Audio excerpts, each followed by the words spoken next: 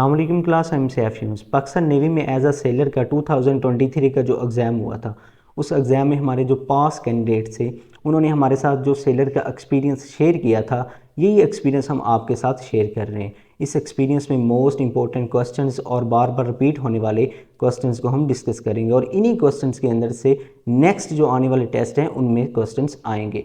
तो first one हम चलते हैं। अगर आपने हमारी ऑनलाइन क्लासेस को ज्वाइन करना है तो इन क्लासेस के लिए आप हमें इस व्हाट्सअप नंबर के ऊपर कॉन्टैक्ट कर सकते हैं, जिससे हम आपको कंप्लीट वर्बल, नॉन वर्बल और एकेडमिक के कंप्लीट पीडीएफ नोट्स प्रोवाइड किए जाएंगे, जिससे आपकी 100% प्रिपरेशन हो जाएगी। इसके अलावा अगर आप हमारा फ्री व्हाट्सएप ग्रुप भी ज्वाइन करना चाहते हो तो इसका लिंक इस वीडियो के डिस्क्रिप्शन में और फर्स्ट कमेंट के अंदर पिन कर दिया जाएगा, जहाँ पे जाके आप इसको ज्वाइन कर सकते हो। तो फर्स्ट ऑफ ऑल हम चलते हैं, हमारे जो इंपॉर्टेंट क्वेश्चन है वो कौन कौन से हैं। तो फर्स्ट हमारे पास जो क्वेश्चन है ये इंटेलिजेंस वर्बल का क्वेश्चन है और इसमें एक सीरीज़ दी गई है और सीरीज़ में हमने देखना है, सीरीज़ का सीक्वेंस ऑर्डर देखते हुए हमने नेक्स्ट नंबर फाइंड करना है। नेक्स्ट व्हाट इज़, तो पहला हमारे पास क्वेश्चन है next number in the series. तो जो सीरीज़ में नेक्स्ट नंबर है वो क्या होगा। तो नंबर है हमारे पास 62 है, 31 है, 34 है, 17 एंड 20 है। अगर हम देखें 62 का अगर हम हाफ करें तो वो हमारे पास बन जाता है 31, हाफ किया। अब हाफ में हमने 3 ऐड कर दिए, तो हाफ में अगर 3 ऐड कर देंगे तो वो बन जाएगा 34। अब हम 34 का अगर हम हाफ करें तो हमारे पास बन जाएगा 17। अब 17 में हम फिर हमने 3 ऐड कर दी तो वो बन जाएगा 20। अब यानी कि हाफ करने के बाद 3 उसमें ऐड कर देने हैं, फिर हाफ किया फिर 3 ऐड कर दिए। 3 ऐड करने के बाद फिर हमने क्या करना है, 20 का हाफ करना है। अगर हम 20 का हाफ करें तो हमारे पास जो नेक्स्ट नंबर आएगा वो होगा 10। तो 10 is a right answer. Next जो हमारे पास इंटेलिजेंस का क्वेश्चन है ये हमारे पास है aerodrome is to air force as sailor is to, ये रिलेशन का एक क्वेश्चन है। इसमें हमने एरोट्रेड जो है वो एयरफोर्स से रिलेटेड है और जो सेलर है वो किससे रिलेटेड होगा। अगर हम देखें एरोट्रेड की जो ब्रांच होती है वो एयरफोर्स से रिलेट करती है और जो सेलर की ब्रांच होती है वो किससे रिलेटेड होती है, वो होती है नेवी से। तो जो सेलर है वो नेवी से रिलेटेड होगा। नेक्स्ट हमारे पास है, नेक्स्ट भी इसी तरह का हमारे पास रिलेशन का क्वेश्चन है। Class is to teacher, class is to teacher, teacher as a hospital is to, यानी कि क्लास का टीचर के साथ ताल्लुक है और हॉस्पिटल का किसके साथ ताल्लुक होगा, तो हॉस्पिटल का होगा डॉक्टर के साथ। यानी कि क्लास में टीचर पढ़ाता है और हॉस्पिटल में जो डॉक्टर है वो पेशेंट्स का इलाज करता है, ट्रीटमेंट करता है। तो नेक्स्ट हमारे पास जो क्वेश्चन है ये है 50% ऑफ 320, 320 का आधा क्या होगा, यानी कि 50% का मतलब होता है आधा। तो अगर हम किसी भी नंबर का आधा करें यानी कि 320 का अगर आधा करें तो वो हमारे पास होगा 160 होगा। ठीक है, this is a right answer. Next हमारे पास है what will next in the series. ये भी हमारे पास एक सीरीज़ दी गई है और सीरीज़ में हमने नेक्स्ट नंबर हमने फाइंड करना है। अगर हम सीरीज़ में देखें 19 है, 38 है, 57 है। अगर 19 के अंदर अगर हम 19 को ही ऐड कर दें तो वो हमारे पास बन जाएगा 38। अगर फिर हम 38 में फिर हम 19 को अगर ऐड कर दें तो हमारे पास बन जाएगा 57।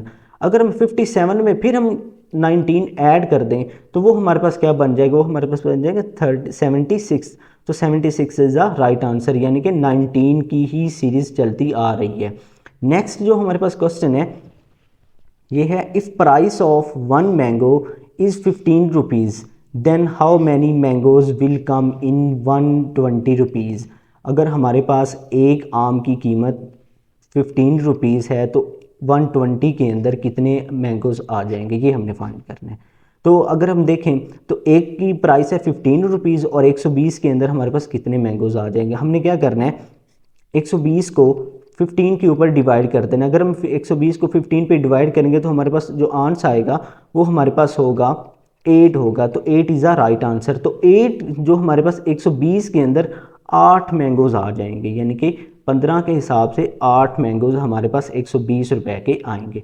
तो 8 इज़ अ राइट आंसर होगा। नेक्स्ट अगर हम देखें, नेक्स्ट हमारे पास फिजिक्स का क्वेश्चन है। पहले हमने इंटेलिजेंस के किए, नेक्स्ट हमारे पास फिजिक्स के कुछ क्वेश्चन आ रहे हैं। तो फर्स्ट हमारे पास क्वेश्चन फिजिक्स का है what is the least count of the vernier caliper.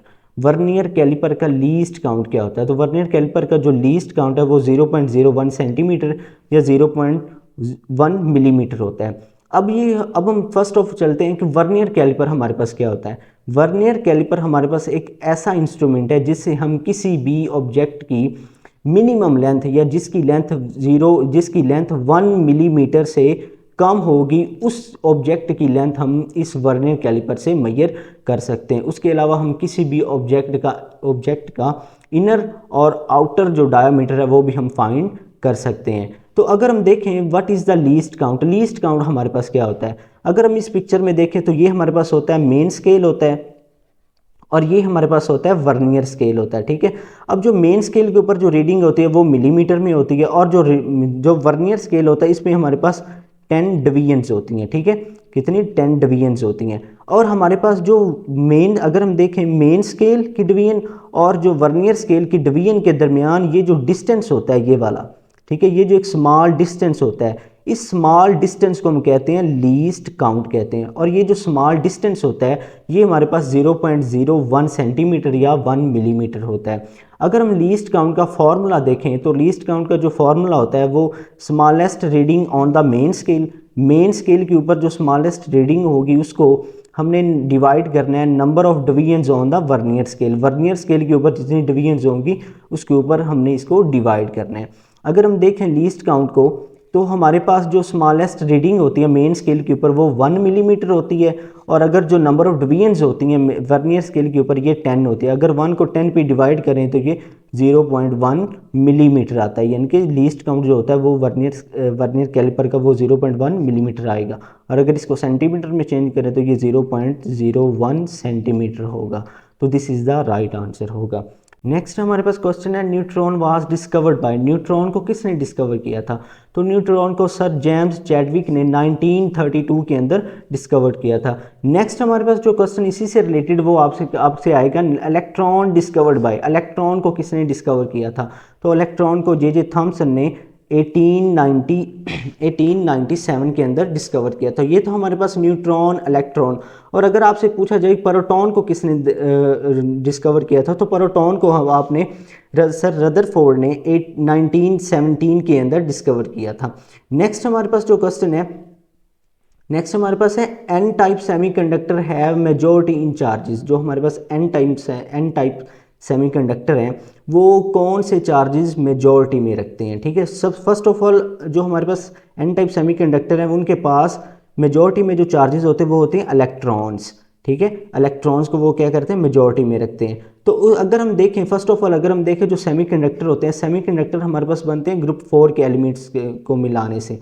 अगर हम ग्रुप 4 के एलिमेंट्स को किसी टेट्राहीड्रल यानी कि ग्रुप 3 के एलिमेंट से मिला दें या ग्रुप 5 के एलिमेंट से मिला दें तो हमारे पास सेमीकंडक्टर बन जाएगी। अगर हमने एन टाइप सेमीकंडक्टर बनाना है तो हमने ग्रुप 4 के एलिमेंट्स को ग्रुप 5 के एलिमेंट से मिलाना पड़ेगा, ठीक है। अगर हम ग्रुप 4 के एलिमेंट्स ग्रुप 5 के एलिमेंट से मिलाएंगे तो तब हमारे पास एक फ्री इलेक्ट्रॉन प्रोड्यूस होगा, ठीक है। जो फ्री इलेक्ट्रॉन प्रोड्यूस होगा उसको हम as a n type semiconductor के अंदर कंसीडर करेंगे। जैसे हमारे पास अगर यहाँ पे देखें जो हमारे पास एन टाइप सेमीकंडक्टर होते हैं उनके पास एक इलेक्ट्रॉन होता है, यानी कि एक इलेक्ट्रॉन अजाफी होता है, तो उनके पास नंबर ऑफ़ इलेक्ट्रॉन मेजॉरिटी में होते हैं, यानी कि नंबर ऑफ़ इलेक्ट्रॉन ज़्यादा होते हैं। अगर हम पी टाइप में देखें तो पी टाइप के अंदर हमारे पास हम क्या करते हैं फोर्थ ग्रुप के एलिमेंट को थर्ड ग्रुप के एलिमेंट के साथ मिलाते हैं और सेमीकंडक्टर जब बन जाता है तब हमारे पास पी टाइप सेमीकंडक्टर प्रोड्यूस होता है और इसमें हमारे पास होल जो होते हैं वो मेजॉरिटी में होते हैं, ठीक है।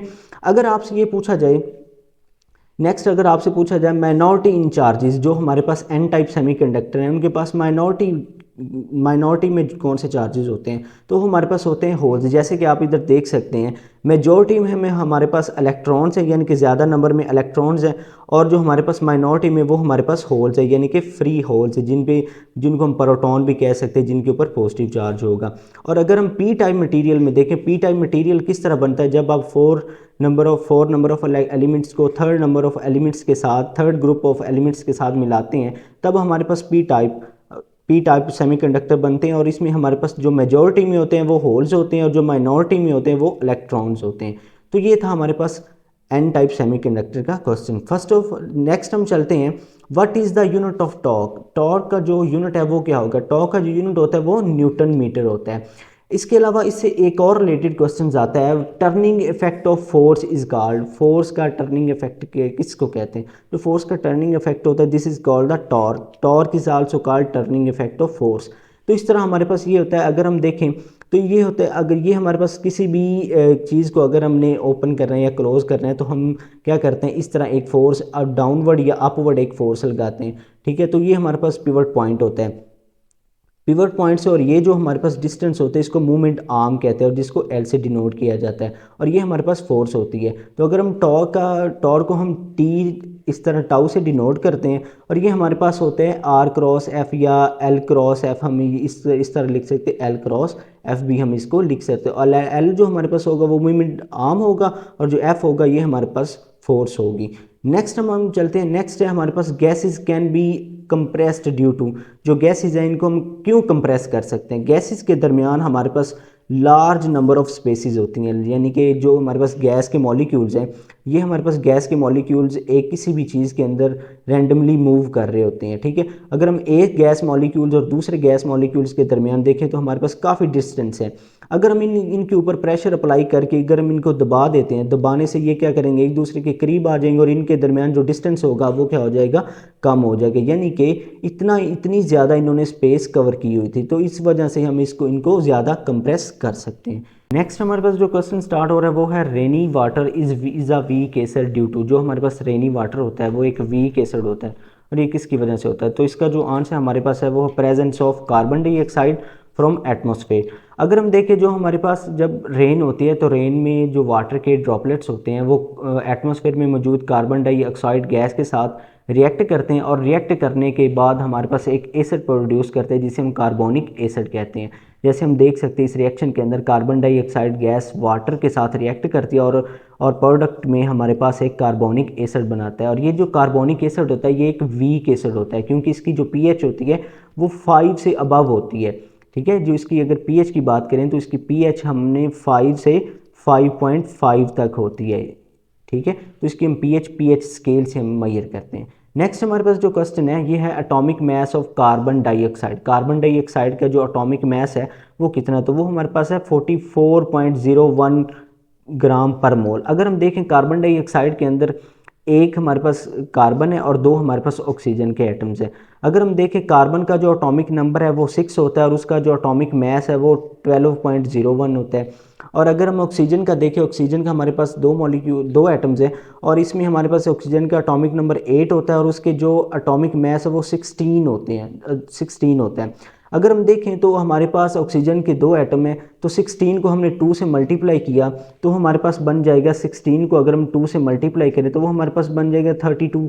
और अगर हम कार्बन को देखें, कार्बन का जो एटॉमिक मास है वो है 12, तो 32 में अगर हम 12 ऐड कर दें तो वो हमारे पास बन जाएगा 44। तो 44 इज़ द राइट आंसर, 44.1 ग्राम पर मोल इसका एटॉमिक मास होगा। नेक्स्ट हमारे पास जो क्वेश्चन है ये है फार्मूला ऑफ ओजोन। ओजोन का फार्मूला क्या होगा? जो ओजोन का फार्मूला है वो O3 होता है। ओजोन जो होता है ये हमारे पास हमारे पास जो होते हैं ऑक्सीजन के एटम से मिलकर बना होता है और इसको हम ओजोन गैस या ओजोन लेयर के नाम से भी जाना जाता है। और ये ज़मीन के अराउंड एक स्ट्रेटोस्फेयर लेयर के अंदर ओजोन गैस प्रेजेंट होती है, या इसको हम ओजोन लेयर से के नाम से भी जाना जाता है। ये सूरज से आने वाली अल्ट्रावायलेट छाँव को रोकती है, यानी कि हमें प्रोटेक्शन प्रोवाइड करती है। नेक्स्ट इसी के रिलेटेड हमसे पूछा जाता है atomic mass of ozone. Ozone का जो एटॉमिक मास है वो कितना होगा? ओजोन का जो एटॉमिक मास है वो 48 ग्राम पर मोल है। अगर हम देखें ऑक्सीजन का, हमने देखा ऑक्सीजन का जो एटॉमिक मास अभी हमने पीछे क्वेश्चन में देखा वो होता है 16। तो अगर 16 हमारे पास 3 ये एटम है, अगर हम 16 को 3 से मल्टीप्लाई करें तो वो हमारे पास आएगा 48। तो 48 ग्राम पर मोल ये होगा ओजोन का एटॉमिक मास होगा। नेक्स्ट हमारे पास जो क्वेश्चन है what is the pH scale of acid and base. Acid और बेस का जो पीएच स्केल होता है वो क्या होता है? अगर हम पीएच स्केल की बात करें तो जो एसिड का जो पीएच स्केल होता है वो बिलो द 7 होता है, जो बेस का पीएच स्केल होता है वो अबव द 7 होता है। यानी कि हमारे पास ये एक हमारे पास पीएच स्केल है। ये पीएच स्केल किसी भी सॉल्यूशन की एसिडिक और बेसिक नेचर को बयान करता है। ये हमारे पास 3 नेचर बयान करता है, एक एसिड को करता है, एक न्यूट्रल को करता है और एक हमारे पास बेस क्यों करता है, ये हमारे पास यानी कि 3 कंडीशन बताते हैं। अगर हम किसी भी सोल्यूशन का हमारे पास किसी भी अगर हमारे पास कोई सोल्यूशन है, अगर उसका हमारे पास उसका पीएच स्केल अगर हम चेक करें, अगर वो 7 से कम है, अगर वो 7 से कम है तो वो हमारे पास एसिड होगा। अगर वो 7 से ज़्यादा है तो वो हमारे पास क्या होगा, बेस होगा। अगर उसका पीएच स्केल 7 है, अगर उसका पीएच स्केल 7 है तो वो हमारे पास न्यूट्रल होगा। जैसे हमारे पास वाटर है, तो वाटर का जो हमारे पास पीएच स्केल है वो क्या है, 7 है, तो वाटर हमारे पास एक न्यूट्रल है। नेक्स्ट हमारे पास जो क्वेश्चन है, नेक्स्ट हमारे पास मैथमेटिक के कुछ क्वेश्चन स्टार्ट हो रहे हैं। फर्स्ट क्वेश्चन है angle which is less than 90 degree. ऐसा एंगल जिस जो 90 डिग्री से लेस होता है उसे हम क्या कहते हैं, उसे हम एक्यूट एंगल कहते हैं। उसको हम एक्यूट एंगल्स के नाम से जाना जाता है। जैसे हमारे पास कोई 75 के एंगल हो गया या 80 के एंगल हो गया, उसके बाद 45 के एंगल हो गए। ये सारे जो एंगल्स हैं इनको, ये एंगल 90 से लेस हैं तो इनको हम एक्यूट एंगल के नाम से जाना जाता है। नेक्स्ट हमारे पास जो है वो कुछ लॉ की वैल्यूज़ पूछी जाती हैं और ये काफ़ी दफ़ा हर दफ़ा एक आधी वैल्यू आपसे पूछी जाएगी। नेक्स्ट है value of log 3 is equal to, log 3 की वैल्यू किसकी इक्वल है, तो वो 0.4771 के इक्वल है, ये लाजमी याद रख लें।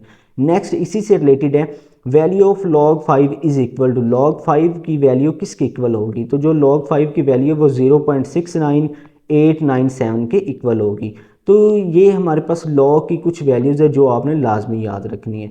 नेक्स्ट हमारे पास जो क्वेश्चन है ये हमारे पास ये भी मैथ का क्वेश्चन है। General form of quadratic equation, quadratic equation की जर्नल फॉर्म क्या होगी, तो a x square plus b x plus c, ये हमारे पास जर्नल फॉर्म है क्वाड्रेटिक इक्वेशन की। ये हमारे पास ए बी और सी ये हमारे पास कॉन्स्टेंट्स हैं और ये एक्स स्केयर और ये एक्स ये हमारे पास एक वेरिएबल है। और इसका जो हाईएस्ट रूट होता है या हाईएस्ट पावर होती है वो हमारे पास 2 होती है। ये जो क्वाड्रेटिक इक्वेशंस के मुतालिक क्वेश्चन है ये काफ़ी दफ़ा पूछे जाते हैं, ये आपने अच्छी तरह तैयार करके जाने हैं।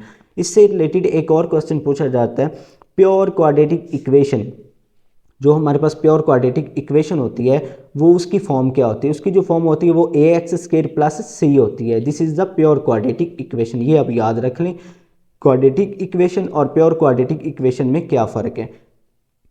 नेक्स्ट हमारे पास कुछ जीके के क्वेश्चन स्टार्ट हो रहे हैं, कुछ जो जीके के इंपॉर्टेंट क्वेश्चंस पूछे जाते हैं। फर्स्ट हमारे पास है what is the world largest lake, जो दुनिया की लार्जेस्ट लेक है वो कौन सी है, वो है कैस्पियन सी।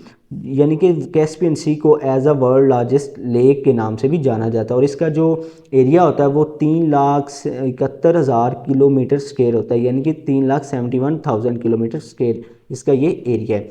नेक्स्ट हमारे पास है Sindh river lies between 2 countries, जो दरियाए सिंध है ये किन 2 कंट्रीज़ के दरमियान लाइज करता है, तो ये पाकिस्तान और इंडिया 2 कंट्रीज़ हैं जिनके दरमियान लाइज करता है। नेक्स्ट हमारे पास है लार्जेस्ट रिवर इन पाकिस्तान, जो पाकिस्तान का लार्जेस्ट रिवर है वो कौन सा है, तो वो हमारे पास है वो भी है सिंध रिवर या दरियाए सिंध जिसके नाम से जाना जाता है। नेक्स्ट हमारे पास है who compose national anthem of Pakistan, ने पाकिस्तान का नेशनल एंथम किन्होंने कंपोज किया था, तो वो था हमारे पास मिस्टर अहमद गुलाम अली चागला।